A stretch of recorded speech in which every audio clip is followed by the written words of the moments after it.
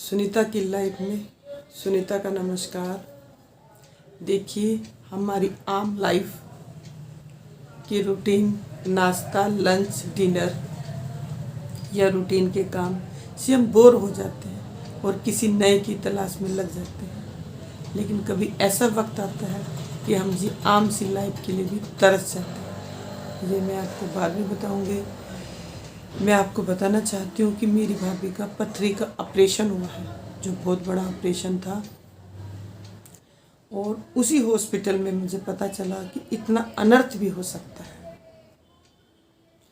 पहले मैं आपको हॉस्पिटल के कुछ सीन दिखाना चाहूँगी जहाँ पर मेरी भाभी का ऑपरेशन हुआ। और देखिए, आइए। इसकी मैंगो शेक बनाना नहीं, कोई बात नहीं। अभी ना बनाओ, प्लीज लग रहा है कुछ है कि रोटी बना आना आजा, बाहर बैठी हूं मैं तो सो रही अंदर जाके। बड़े पापा ये कहते तुझे सुनाई नहीं देता। मैं मेरे सिर में दर्द।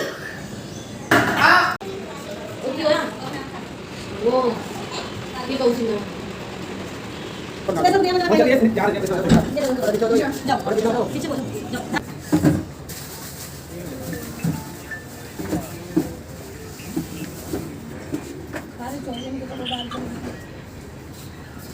इंजेक्शन से हुआ, इससे नहीं उठते। क्या हुआ? कहाँ पे? वो थोड़ा देर खुजली जंक्शन से हो हुई। जाओ तो अच्छा, लेकिन ये पता और कौन देखो मैंने पानी कम। देख लिया आपने, मेरे भतीजे ने बड़े जिम्मेदारी से अपनी मम्मी की सेवा की। वो 12th में आया है, इंग्लिश मीडियम की पढ़ाई थी, लेकिन वो उसने कहा नहीं बुआ जी, मैं अपनी मम्मी के पास रहूँगा। मुझे बहुत खुशी हुई। मैं भी वहाँ थी, पर उसने बड़ी जिम्मेदारी से अपनी ड्यूटी निभाई। अब मैं आपको मैंने आपको बताया था कि अनर्थ मैंने देखा, मैं एक छोटा सा एग्जाम्पल देना चाहूँगी। हमारे मोहल्ले में एक कुत्ता पागल हो गया। 4 दिन हो चुके थे उसको परेशान करते करते। वो कुत्तों को काट रहा था, इंसान भी उनसे डर रहे थे, बाई चांस इंसान को भी काट सकता था, लेकिन किसी की भी उसको मारने की हिम्मत नहीं हुई।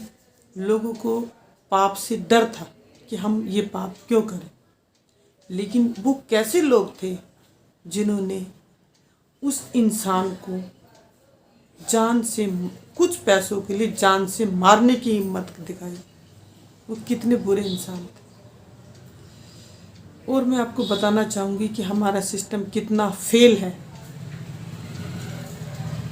जब 4 दिन हो चुके थे, वो परेशान कर कर के हम थक चुके थे, लेकिन किसी को भी उस कुत्ते के रूल असूल कानून के बारे में किसी को पता ही नहीं था। फिर मैंने किसी एक शख्स से कहा कि भाई इसका कुछ कीजिए, वो अच्छा इंसान है, वो कुत्तों को खाना खुना डालता रहता है। वो एक NGO वाले को बुला के लाया। NGO वाला ऐसा इंसान था, उसको पैसे खाने से मतलब था, और मुझे नहीं लगता कि उसके मन में जरा भी उस कुत्ते के प्रति दया होगी। उसने उस इंसान को इतना परेशान, ये करो वो करो, ऐसे करो वैसे करो, उसे परेशान कर दिया। चलो, फिर भी जो इंजेक्शन लगा उससे वो कुत्ता ठीक नहीं हुआ। अब क्या किया जाए?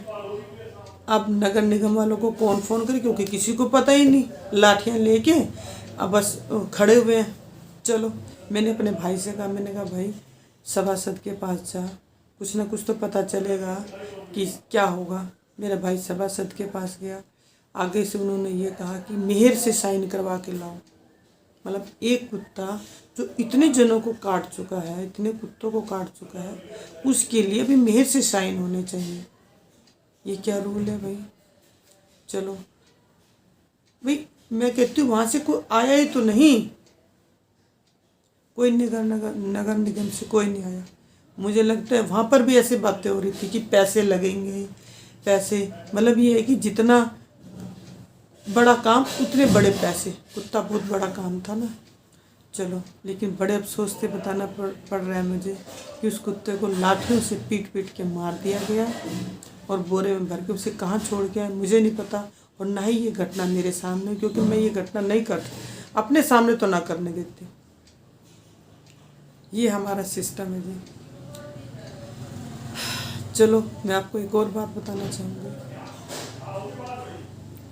कि किसी काम से मैं और मेरा भाई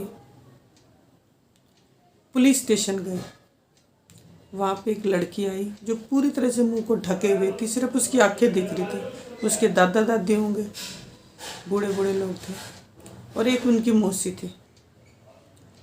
तो वो लड़की ने आके कहा कि मेरा रेप हुआ है, आप मेरी रिपोर्ट लिखिए। वो पुलिस वाले ने कहा कि रिपोर्ट कैसे लिख दें हम तुम्हारी, हमें क्या पता तेरा रेप हुआ नहीं हुआ। उसने कहा जी मैं ऐसे थोड़े ही आ दूँगी यहाँ पे पुलिस स्टेशन में, कि पैसा पूसा है तुम्हारे पास है, इसके भी पैसे भी लगते हैं, कभी तुम ये छेड़ के बैठ जाओ कहानियाँ।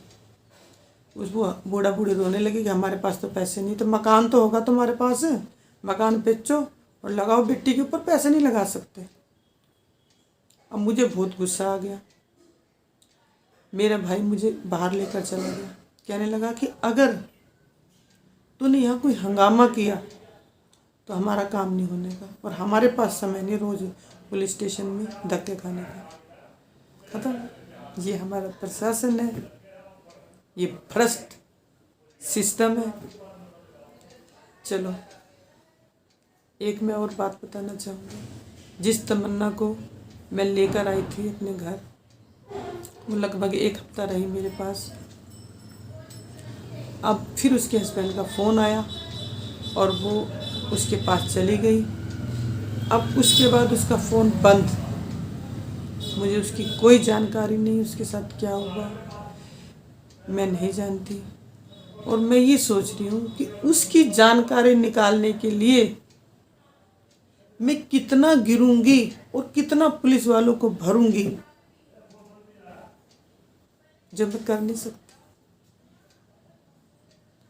और मैं आपको ये बताना चाहूँगी, 100 में से शायद 2 ही लोग ठीक हैं जिनके पास नौकरियां हैं। इन नौकरियों को पाने के लिए मेरे देश के बच्चे आत्महत्या कर लेते हैं, माइंड से डिस्टर्ब हो चुके हैं, उनके पास कोई काम नहीं है। और जिनके पास नौकरियां हैं वो नाजायज़ फ़ायदा उठाते हैं, उनका पेट ही नहीं भरता तनख्वाहों से, उनको और पैसे चाहिए। ये क्या रूल है भाई?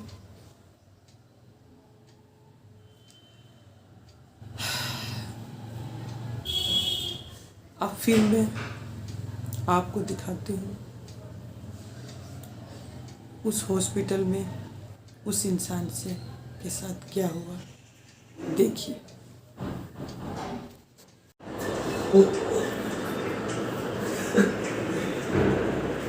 क्या हो गया? मैं बनाऊँ इनकी वीडियो, है ना? आए बेचारे टेंशन नहीं रह गए ना।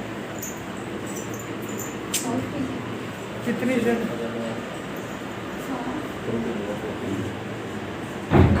खाने पीने को उनको क्या मिल रहा है? देखा आपने, इस शख्स के दोनों टांगे टूट चुके हैं और एक हाथ भी टूट चुका है जिसका ऑपरेशन हुआ है, और सिर पे भी चोट आई है। उसके भाई कहते हैं कि अगर हेलमेट इसके सिर पर ना होता तो ये उनका भाई मर जाता। चंद पैसों के लिए किसी ने इसका एक्सीडेंट किया, मारने की कोशिश की, और पैसे और मोबाइल लेकर भाग गए। कितने पैसे थे? 2500। मैं ये कहती हूँ कि एक बाइक वाले के पास कितने पैसे हो सकते हैं कि उन्होंने इसको मारने की कोशिश की। चंद पैसों के लिए आप किसी की जिंदगी से खेल सकते हो। अभी हमारे देश में न्यूज़ चैनल में बैठे हुए पत्रकार कहेंगे कि हमारा देश तरक्की पर है। ये बिके हुए पत्रकार, ये बिके हुए पुलिस वाले जब एक पत्रकार बिकता है ना तो देश का आत्मा बिक जाती है। अगर एक पुलिस वाला बिकता है ना तो देश का स्वाभिमान बिक जाता है। किसको सुनाए देश के, ये देश किसको अपना दर्द बताए।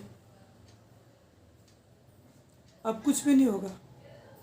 उनका बहुत पैसा लगा है हॉस्पिटल में, देखो सबकी कंडीशन नहीं होती पैसा भरने की, लेकिन ये क्या सिस्टम है।